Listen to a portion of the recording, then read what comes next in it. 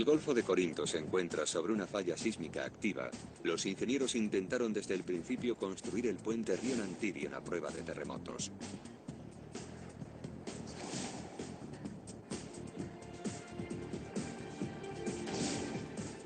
Los elementos más complejos eran las bases de las torres, de 16 metros de altura y unos extremos de 40 metros de anchura.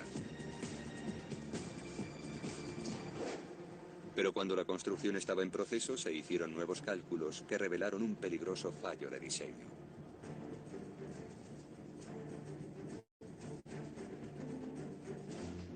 Un terremoto tendría un impacto sobre la base de las torres mucho mayor del que se creyó en principio. Con el diseño que estaba en marcha, el puente no resistiría a los terremotos. Era demasiado tarde para volver a diseñar las torres, pero no para aumentar la fuerza de la pirámide. Los ingenieros añadieron enormes cantidades de refuerzos de aluminio, más que a ninguna otra parte del puente, hasta que los inspectores estuvieron satisfechos con la resistencia de los ejes. La construcción podía ahora continuar como estaba planeada. La siguiente fase era muy complicada. Los ingenieros tuvieron que tomar precauciones extremas para construir la pirámide. La pirámide completa sería rígida, pero mientras se construía, antes de unir sus 4 partes, podía ser muy peligrosa. En medio del estrecho hay una línea de falla y eso es algo que hay que tener en cuenta cuando se trabaja con hormigón y con grúas. Y lo cierto es que complica mucho las cosas. Si se hubiera producido un terremoto durante la construcción, las patas de la pirámide habrían acabado en el mar.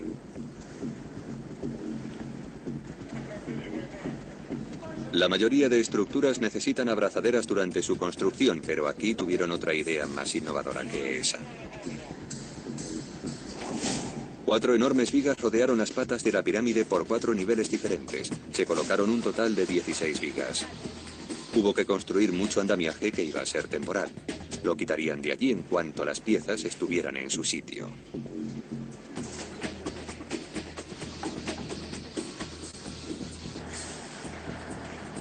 Esto supuso mucho tiempo, dinero y materiales. Pero era importante a pesar de preferir no tener que utilizarlo.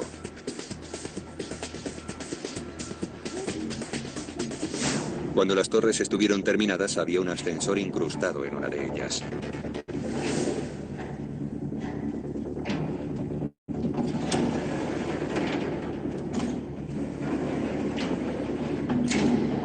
Pero aún así el viaje a la parte más alta seguía siendo arduo. El ascensor no llegaba hasta arriba, se quedaba en la torre de alta tensión donde se unían las patas.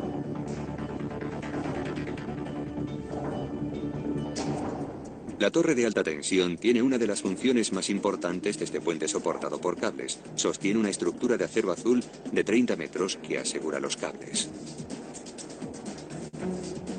Toda la carga de la carretera está anclada aquí mediante los cables.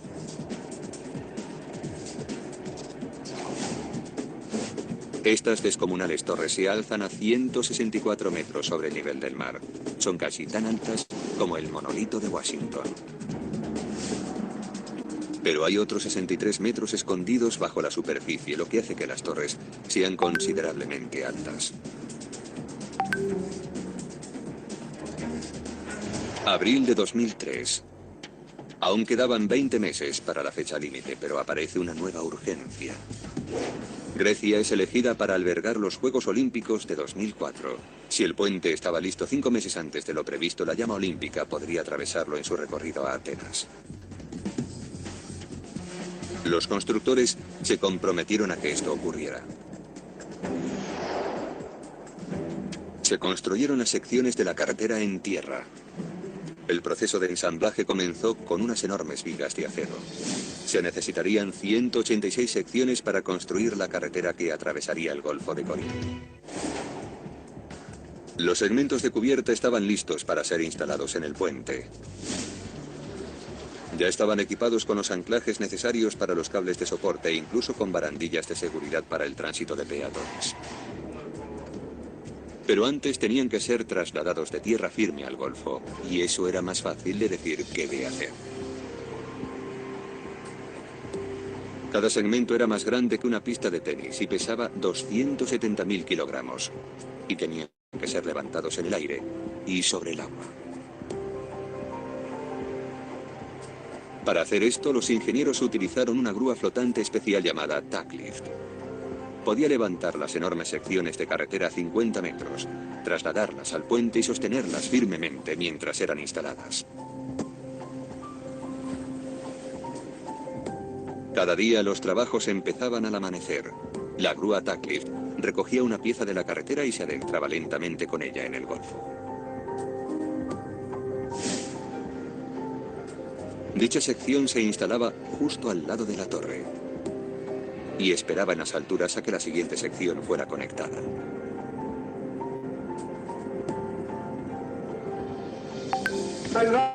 A medida que la grúa se acercaba al puente, un miembro del equipo holandés era el responsable de dar las indicaciones oportunas. El capitán guiaba la barcaza al lugar indicado hasta que la nueva sección llegaba a la carretera ya existente.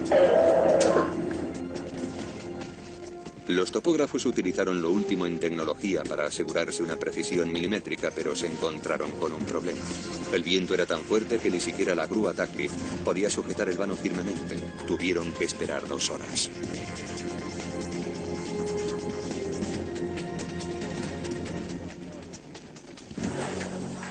Finalmente, los trabajadores pudieron utilizar una abrazadera temporal para colocarlo correctamente. Otro equipo lo atornilló a la existente carretera. Y durante un tiempo esta sección fue el final de una autopista inacabada.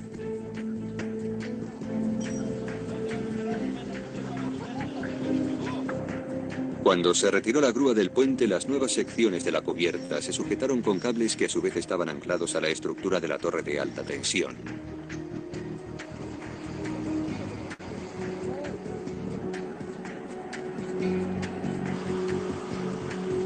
Cada cable estaba hecho de hasta 70 filamentos envueltos en polietileno, y cada filamento estaba hecho con exactamente 7 alambres de acero del tamaño de un palillo chino. Cuando instalaron los cables, cortaron los extremos sobrantes y les aplicaron una capa especial para prevenir la oxidación. Se necesitaron 368 cables en total para sujetar la carretera, que medía más de 2 kilómetros, y 40 kilómetros de cables hechos de 4,5 millones de kilogramos de acero. En el verano de 2003 quedaba solo un año para que la antorcha olímpica cruzara el puente. Tras una temporada de trabajo relativamente fácil, los trabajadores se enfrentaban ahora a una de sus peores pesadillas. Un terremoto azotó el puente aún sin terminar. Fue el 14 de agosto de 2003. Se produjo un temblor de 6,2 grados en la escala de Richter cuando las torres estaban aún en construcción. La creación del enorme puente Río Nantirion se enfrentaba al desastre. Las torres eran extremadamente vulnerables, y lo que era peor, el terremoto se produjo cuando los trabajadores estaban instalando una nueva sección de carretera. Milagrosamente, nadie resultó herido de gravedad.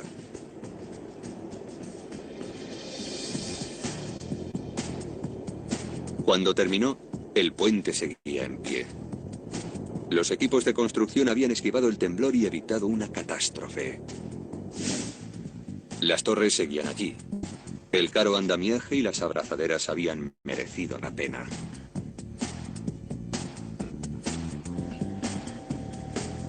Pero esto fue solo el principio. Los ingenieros sabían que habría más terremotos. Por eso diseñaron el puente con una característica de seguridad única. La carretera es como un enorme columpio. Así, en caso de terremoto, se puede mover libremente, siendo inmune a los temblores de tierra más violentos. Pero el propio diseño que protege al puente de los terremotos lo hace vulnerable a los vientos. El reto al que se enfrentaron los ingenieros fue construir una carretera que no se balanceara con el viento, pero que sí se pudiera balancear durante un terremoto. Para soportar condiciones climatológicas adversas, los diseñadores crearon un innovador sistema de tornapuntas. Fuertes vientos, esta tornapunta principal lo sostendría firmemente y evitaría que la carretera se moviera. Cuando las condiciones climatológicas son más extremas, es decir, cuando hay un terremoto o algo parecido, este sistema no es suficiente. Pero con este diseño, en casos extremos, el sistema de amortiguadores sí sería suficiente. Los enormes reguladores actúan como los amortiguadores de los coches. Permiten que la carretera se mueva para que pueda soportar los terremotos, pero al mismo tiempo evitan que se balancee demasiado violentamente o que las torres se vean afectadas. Si la cubierta se balanceaba, absorbería la energía del terremoto y no tendríamos consecuencias catastróficas ni en la carretera ni en la torre. La solución era absorber la energía del terremoto y para ello era importante que el puente se pudiera balancear. La cubierta se tenía que poder balancear y absorber el movimiento con los amortiguadores. Esta suspensión permite que la carretera se mueva hasta 5 metros. En caso de terremoto, dicha carretera lo soportará sin problemas. Otro complicado reto predecía el comportamiento de los cables. Todos los cables vibran, pero demasiadas vibraciones terminarían dañando el puente. Por eso los ingenieros incorporaron dos innovadores sistemas para intentar evitar posibles problemas en el futuro. Aunque el ojo inexperto puede fácilmente pasarlos por alto, están a plena vista. En cada cable hay un anillo. Si los cables del puente Rion-Antirion vibran demasiado, los ingenieros pueden colocar un cable adicional que une todos los anillos. Es como silenciar un arpa poniendo la mano en las cuerdas. En los cables hay otro pequeño artilugio. Estos son más pequeños y menos visibles que los anillos. Se trata de un resalte que recorre la longitud de la funda blanca de los cables. Parece ornamental, pero lo cierto es que tiene un papel fundamental en la longevidad y seguridad del puente. Esta fue una lección que un puente de Texas aprendió a la fuerza. El puente Fred Hartman, en Baytown, no es tan grande como el Rion-Antirion en el centro de Grecia. El vano central es de 380 metros y no de 2000, y atraviesa un río, no el Golfo de Corinto. No hay ninguna línea de falla sísmica y la profundidad del agua no es excesiva. Por eso fue toda una sorpresa que los cables del Fred Hartman empezaran a portarse mal. Y no solo un poco mal. Los cables vibraban tanto que empezaron a romper en pedazos el puente. Las vibraciones eran intermitentes y su porqué era todo un misterio. Con buen tiempo no había problemas. Con fuertes vientos o lluvias intensas tampoco había problemas. Pero con lluvias suaves y vientos suaves provenientes de una determinada dirección sí había problemas. Tras un sinfín de análisis y pruebas de túnel de viento, se pudo saber por qué. Al parecer, tan solo un pequeño chorro de agua podía acabar con los cables. El agua cambiaba el perfil de cada cable lo suficiente para que el viento los pusiera en movimiento. Sin embargo, si había un viento fuerte, este alejaba el agua de los cables. Y si había demasiada lluvia, no se formaban pequeños chorros de agua.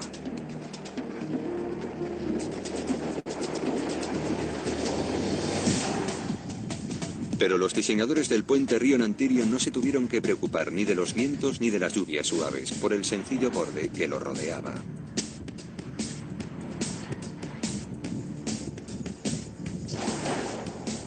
En la primavera de 2004, la nueva fecha límite de agosto estaba cada vez más cerca.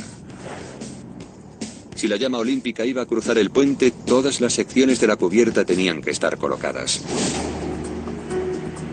En mayo, la grúa Tacklift trasladó la última sección de carretera desde la plataforma hasta la línea del puente.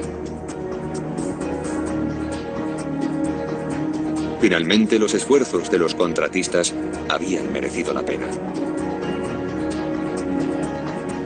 Las autoridades griegas vieron la llama olímpica cruzar su espectacular puente.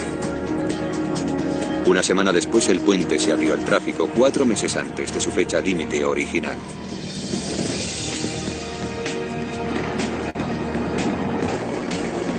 Para la empresa contratista supuso una bonificación extra. Pero los trabajos en el puente nunca han llegado a terminarse. Los trabajadores pasaron de los trabajos de construcción a los trabajos de mantenimiento. Para acceder a los laterales y a la parte inferior del puente, los inspectores utilizan un andamiaje motorizado llamado casillete, pero buscar las partes oxidadas es todo un reto. Tenemos que inspeccionar el puente todos los años. La pintura amarilla tiene que ser examinada de extremo a extremo. Y eso nos lleva aproximadamente 3 semanas, ya que hay que revisar todos los pernos y las zonas pintadas de amarillo. Aquí tenemos unos 400 pernos, o quizás más, según nos acercamos al vano central. Se colocaron todos en un día, o mejor dicho, en un turno de 8 horas. Y tenemos que comprobar con mucho cuidado que no muestren signos de debilidad. No es fácil revisar toda la estructura mientras continúan los trabajos de construcción. Pero seguramente que nos dejemos algunos sin revisar, a pesar de las miles y miles de inspecciones que se hicieron durante la construcción. Tras un día entero revisando partes amarillas, te vuelves loco, de verdad. Los trabajos de mantenimiento en esta megaestructura nunca son rutinarios. Los empleados necesitan formación especial y fortaleza física para acceder a las partes más difíciles del puente.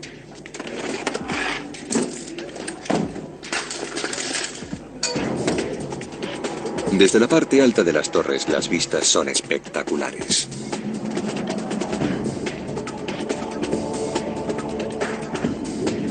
Pero trabajar con buen tiempo no es ningún lujo aquí, sino una medida básica de seguridad.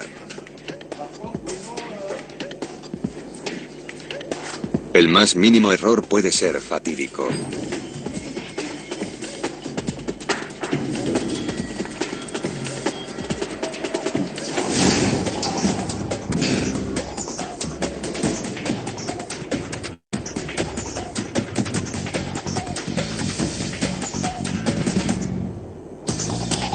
Estos temerarios son conocidos como alpinistas, igual que los escaladores.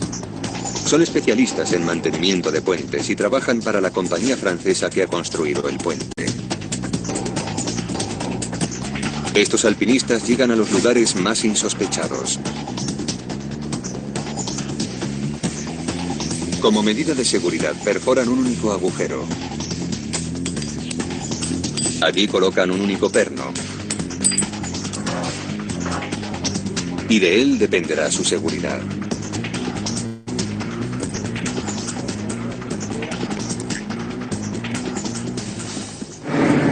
Llevo 10 años trabajando esto y sigo teniendo miedo aquí arriba.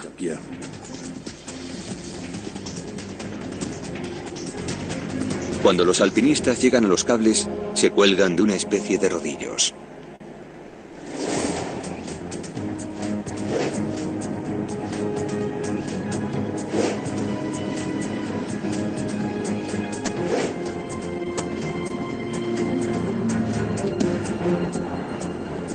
Si divisan un lugar donde la humedad puede haber penetrado en el cable, lo enmasillan.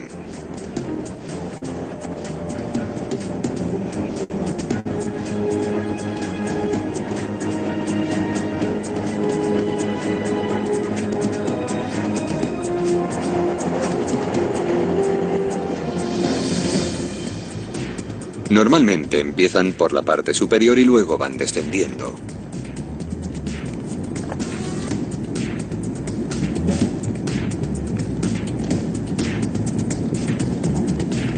Pueden estar hasta mediodía suspendidos del puente.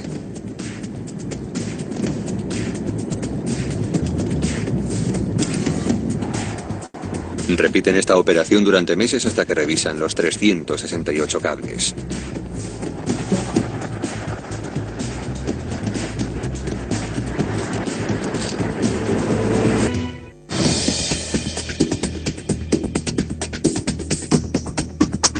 Todo lo que ocurre en el puente de día y de noche es supervisado desde el centro de control que se encuentra detrás de las casetas de peaje.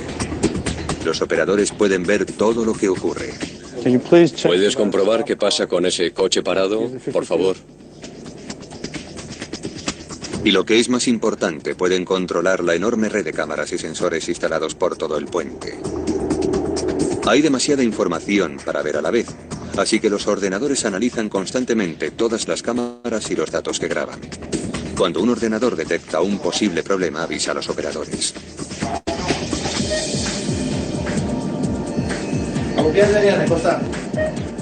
Si se produce una situación peligrosa en el puente, los operadores pueden volver a programar rápidamente las señales para avisar a los submarinistas.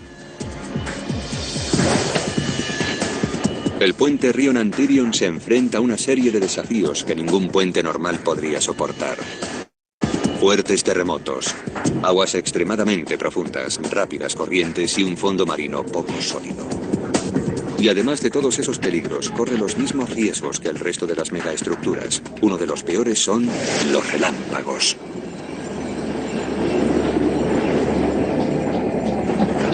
Un solo rayo equivale a 1000 millones de voltios y alcanza los 30.000 grados centígrados.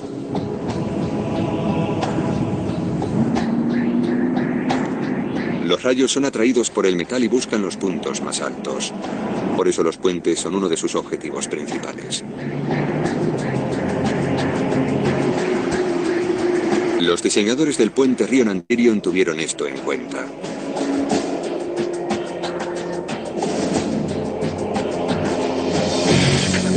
La mejor defensa de un puente contra los rayos es el pararrayos.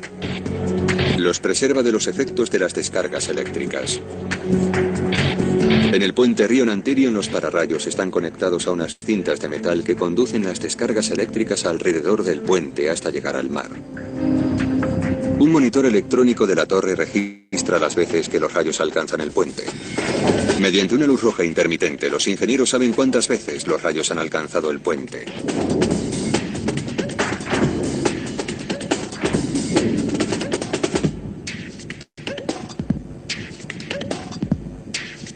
Los pararrayos han funcionado bien muchas veces, pero el 27 de enero de 2005, un enorme rayo alcanzó uno de los cables. Los operadores cerraron el puente inmediatamente. 40 minutos después, el cable se cayó a la cubierta. Estaba completamente quemado.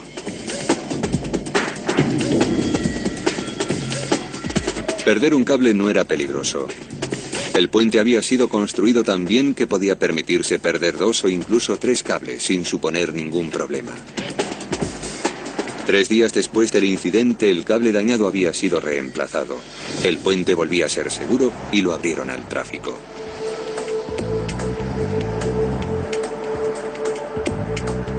La rápida reparación supuso otro triunfo para los constructores de esta megaestructura y sigue siendo motivo de orgullo para los que estuvieron implicados. Tuve mucha suerte porque trabajé en la construcción del puente. Me gusta que mi hijo diga, mi papá construyó el puente. Y a veces me dice, venga papá, vamos al puente, a tu puente. Y eso me hace sentirme muy orgulloso. Antes de su construcción, la Unión Europea consideró el puente de Rion Antirion como uno de sus proyectos más urgentes. Actualmente el enlace ha cambiado la geografía de la región. El transporte y el comercio han aumentado en Grecia y también en el resto de Europa.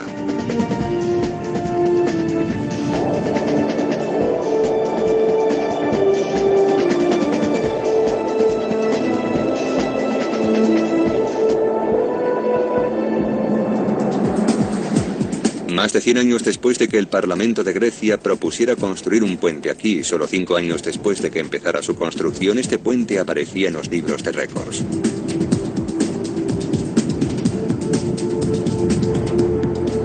Es el puente atirantado más largo del mundo, con la carretera soportada con cables de más longitud, 2.200 metros.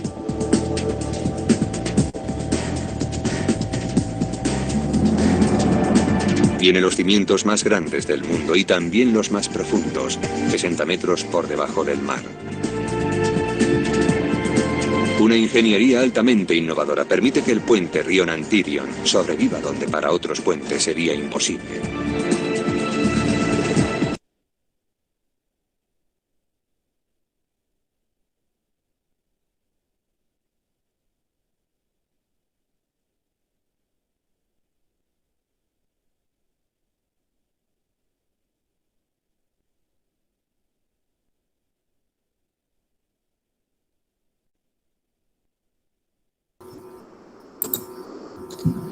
Bueno, hasta acá se ha visto, ¿verdad? Todo el video que conlleva todo ese proceso de construcción del puente, ¿sí? Hola, ¿alguien está? Gracias, Ariel, me parece bien. Pero un poco ya vamos a ir aplicando los conceptos que conocemos. Lo voy a, bueno, ya, aquí voy a colocar acá. ¿Qué se llama el proyecto? Por favor, díganme.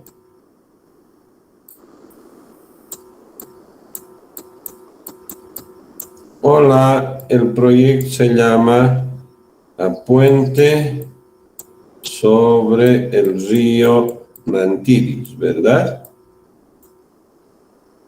O si quieren, puente en el Golfo de Grecia, podemos. Pero así dice, sobre el río Nantirius. Pregunta, y estamos viendo aplicar, ¿la construcción del puente será el único componente? Sobre lo que hemos visto, no nos estamos inventando ni imaginando nada, ¿verdad? Lo primero que hemos visto que es la construcción del puente. Si quieren, atirantado. El módulo 2, no es necesario colocar esto. Este sería el módulo 1, ¿estamos? ¿Cuál sería el módulo 2? ¿Qué es lo que hemos visto, por favor? El mantenimiento, ¿y qué? Me parece bien, y en ese lo hemos visto. Módulo 2, mantenimiento del puente atirantado. Después, ¿qué hemos visto? Lo que hemos visto. ¿Qué hemos visto? Operación. ¿Hemos visto la operación del puente o no? Sí. Y es gente que se queda a trabajar, por eso tiene un costo. Fíjense mínimamente en el video, porque por supuesto a esto hay que agregar supervisión, pero estamos viendo lo que nos ha mostrado el video. ¿Eso nos ha mostrado o no? Sí. Bueno, primera aplicación. Proyecto, si bien dice construcción sobre el puente, sobre el río Nantirius, aquí dice, pues, entonces la construcción sobre el puente del río Nantirius, uno pensaría que era esto, pero no es así. ¿Hemos visto o no hemos visto? Bueno, vamos ahora desmenuzando un poco más. Hemos visto que todos los procesos constructivos, un ratito, por favor.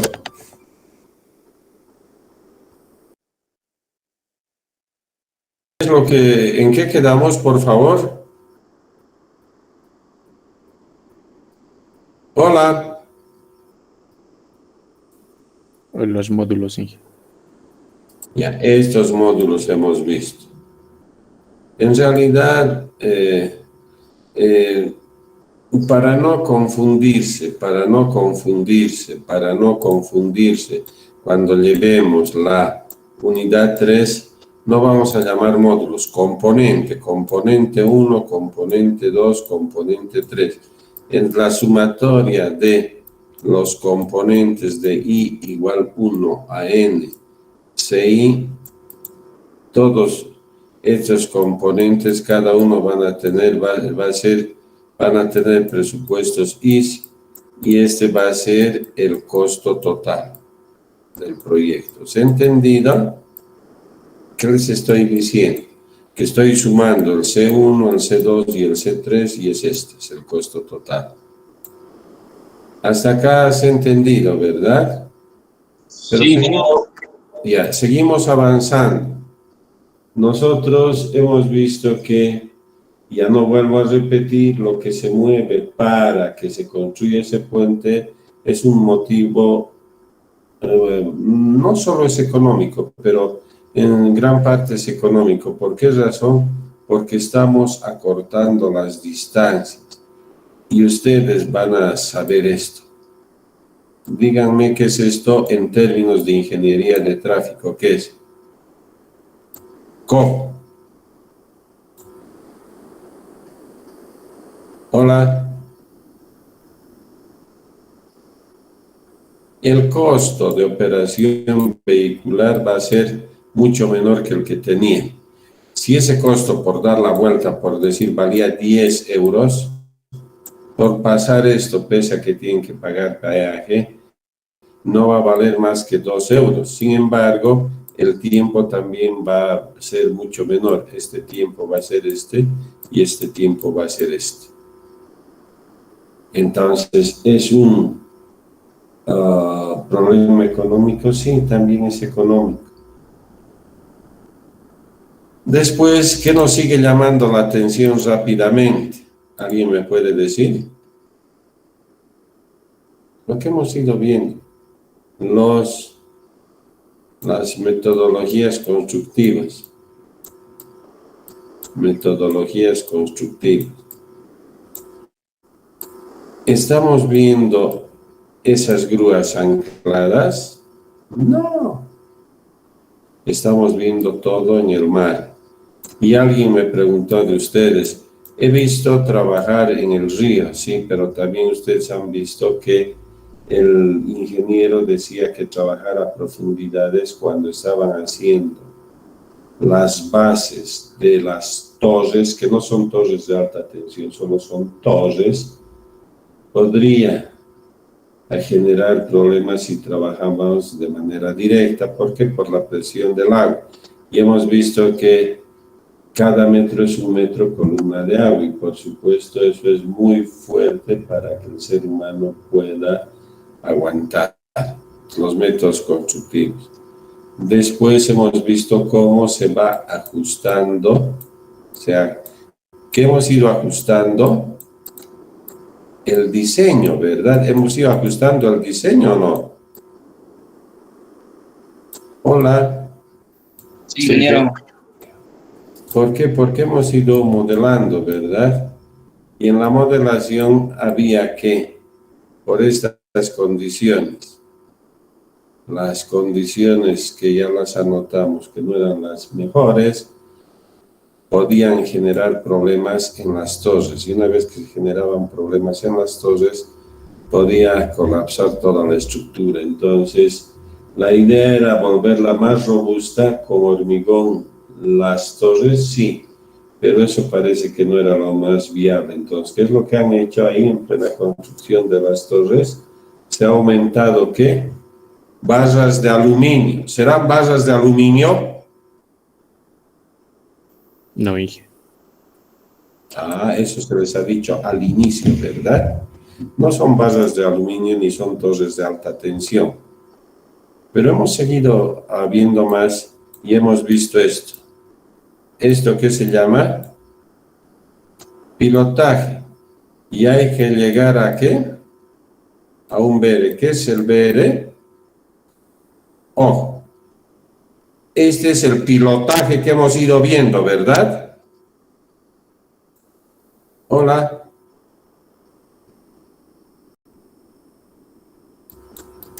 Sí, Inge. No, es que ustedes no quieren participar. Yo les digo, ya me están, yo estoy ya caliente. ¿Qué es BR?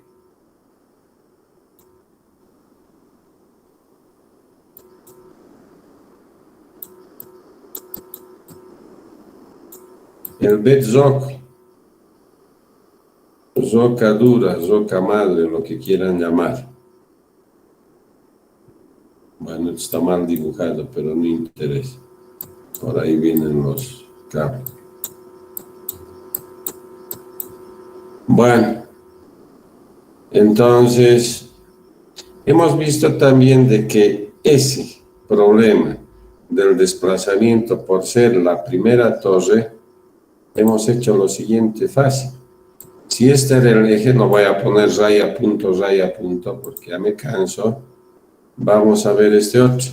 Hemos desplazado, ¿cuánto? Creo que 30 centímetros, prácticamente nada. Entonces, hemos visto cómo hemos ido ajustando el proyecto, tanto en el diseño como en la ejecución. ¿Hasta acá hemos aprendido algo?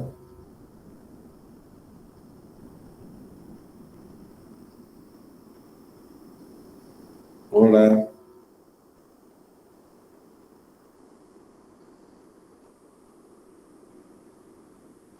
Buenos, ¿quiénes no han entendido?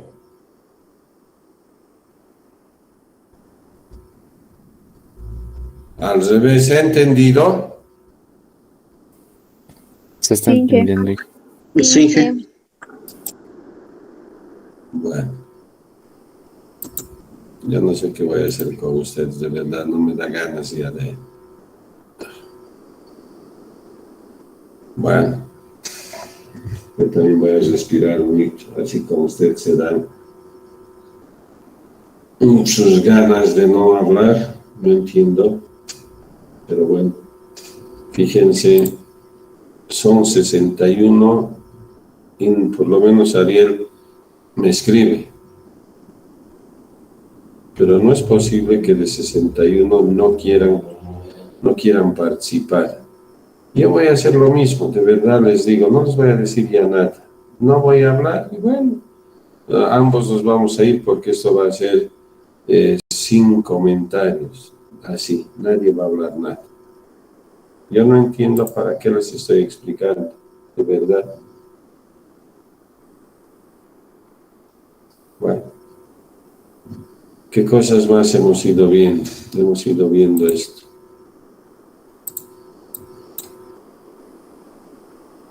Bueno, exagerado es esto. Es exagerado, sí. Hagan de cuenta que esta era la torre, pero ¿qué les quiero mostrar de esto? No sé si han visto en plena construcción, han ido adiestrando, vale decir, esto ha hecho de que estos elementos que podían colapsar y posiblemente inclusive hacer caer, voy a decir, a toda la estructura en plena construcción, sobre todo estos elementos, estos que han ido construyendo, han sido los que han rigidizado, porque era todo, ¿verdad? ¿Se acuerdan? ¿Sí? Así. Bueno, ha sido un detalle importante. Después hemos ido viendo que se ha concluido antes del tiempo previsto. ¿Por qué dicen que has recibido una bonificación? Y es bastante fácil, ¿verdad? ¿Qué pasaría si, por ejemplo, ustedes para un año dice que un año les van a pagar $10,000 y resulta que a los 10 meses, vale decir a las 0.8 años, ni siquiera un año, ya les van a pagar van a seguir pagando los $10,000. Quiere decir que en este tiempo, que es menos de lo pactado o de lo que está en contrato, se les ha pagado todo. Entonces acá, por supuesto, han desaparecido los costos directos. ¿Cuáles son los directos? Sí, mano de obra ya no se va a pagar. No se va a pagar maquinaria, no van a contratar, ya no. Entonces, fíjense cómo esto genera una plusvalía o un valor adicional más, es decir, en su utilidad. ¿Se está entendiendo? Sí, Eh, Bueno, seguimos avanzando y hemos visto cómo prácticamente se puede ver los otros componentes, ¿verdad? Pero ahí también hay detalles técnicos, ¿verdad? Cuando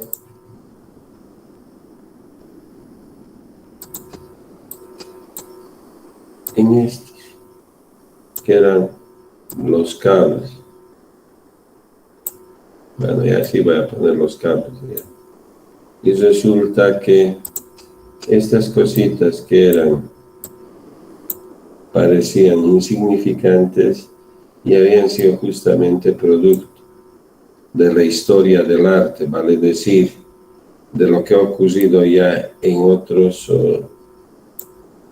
puentes que hemos visto, ha ido circulando todo esto y no ha generado esta vibración de los cables. Entonces, eso, más lo que dicen, van a aparecer arpas, ¿verdad? Y van a colocar así entre cables, justamente nos da esa garantía. Son detalles constructivos importantes que han sido justamente ya estudiado en este avance que tiene el estado del arte de los puentes atirantados. Yo sé que me van a preguntar, pero ingeniero, tanto habla del estado del arte, ¿qué es eso? Es una representación que vamos a hacer gráfica en términos de tiempo, vale decir, si ustedes quieren, de año, en esta sola dimensión de las X. Entonces voy a colocar desde el no sé, pues quieren 1800 al 1900, y del 1900 aquí vamos a ver el 920, el 980, después el 2000, del 2000, el 2010, y finalmente estamos en el 2020. ¿Qué avances ha habido? Y justamente acá, en este periodo, es donde en esos puentes que ustedes han visto en Estados Unidos, se ha visto la necesidad justamente de tener este tipo de, vamos a llamar, de superficie, de manera que no las tormentas, ni los vientos fuertes, sino las lluvias muy suaves, tampoco tan suaves, pero algo suaves, pueda generar este fenómeno de oscilación y colapsan los puentes. Entonces, en el estado del arte de los puentes atirantados, yo debo ir viendo, pero eso significa estudiar cómo ha ido evolucionando este tipo de puentes. Aquí, harta información tengo, y justamente como tengo esto acá, entonces me permite resolver el problema. Bueno, es todo eso lo que hemos podido ver y observar, y sí nos ha mostrado finalmente que, si bien un proyecto cumple una función económica, las responsabilidades que se tienen deben ser siempre de responsabilidad de todos, pero especialmente de la empresa contratista, o si ustedes quieren, del director de obra. No excluye un contrato la responsabilidad, ni civil, que significa resarcimiento de daños económicos, ni penal por alguna mala práctica en la ejecución del proyecto. Eso es lo que se está discutiendo en un ámbito local con el viaducto de la 6 de agosto y República. Hasta acá, por favor, preguntas. como comentarios o lo que les haya parecido. Y que los anillos de los cables, ¿qué función cumplían? Eso no lo entendió muy bien. Ya, a ver, ¿qué pasa si tú tienes un arpa? Dice. Lo vamos a poner bien facilitos. Arpa. Este es un arpa. Aquí está. Aquí está bonito, creo que se ve bien. Este es un arpa. Estos son los cables del puente atirantado. Si yo empiezo a manipular, empieza el cable a hacer esto, ¿verdad? ¿Sí? Entonces, para que no genere este efecto, ¿qué es lo que han hecho? Nada, entre los anillos han colocado, como si yo colocara la mano y ya no se va a poder tocar estas cuerdas, ¿verdad? O cables, si ustedes quieren, en el puente atirantado. Acá está. Si el señor toca, esto va deformándose así. Pero si yo coloco la mano acá, o sea, todo el brazo, ya no van a poder oscilar los cables, bueno, en este caso del arco de los tirantes. ¿Entendido? Sí, ingeniero. Por favor, seguimos. O sea, lo que queríamos era eliminar ese fenómeno de oscilación de los cables que ha generado que esos dos puentes en Estados Unidos colapsen. ¿Quedó claro, no? Claro. Y a otro.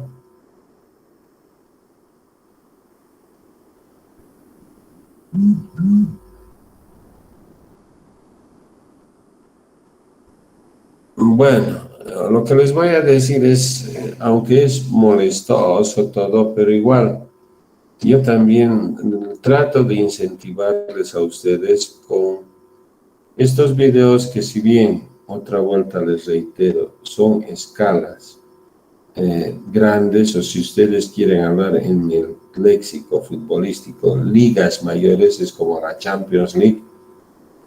Eso es solo para motivarles, pero veo que no se les motiva. En la próxima clase vamos a terminar la unidad 2, pero ¿en qué vamos a quedar? Voy a hacer mi cuadrito Excel y ahí voy a estar poniendo números a ustedes, ¿vale? Decir, es parte de su evaluación. Por supuesto, todo el mundo es libre, ya les he dicho, hasta la asistencia es libre, ¿sí?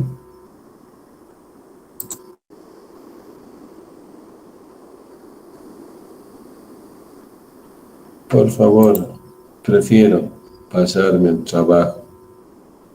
Mi hígado no tiene precio. No sé cómo incentivarles.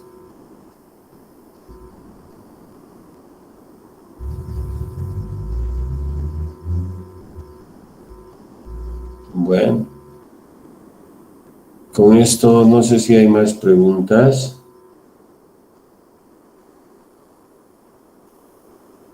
Hola. No, Inge. Bueno, muchas gracias por asistir, ¿sí? Desde la subsiguiente clase, no de la siguiente, desde la subsiguiente, voy colocando números y eso es parte de la evaluación. Queda claro, ¿no? Muy claro. Sí, ingeniero. Sí, Inge. Ya está bien, muchas gracias, ¿sí? Por favor.